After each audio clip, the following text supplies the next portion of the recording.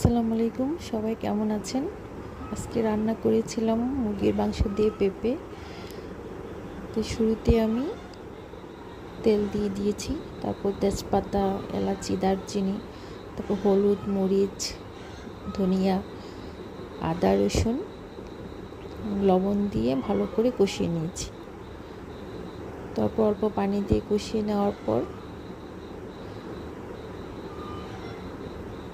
তারপর মুরগির মাংস দিয়েছি, দেশি মুরগির মাংস। তারপর মুরগির মাংস কিছুক্ষণ কষানোর পর তার মধ্যে আমি পেঁপে দিয়ে দিয়েছিলাম। তারপর পেঁপে কিছুক্ষণ কষানো হয়ে গেলে তার মধ্যে দিয়ে দিয়েছি পানি। তারপর মুরগি আর পেঁপেটা সিদ্ধ হওয়ার পর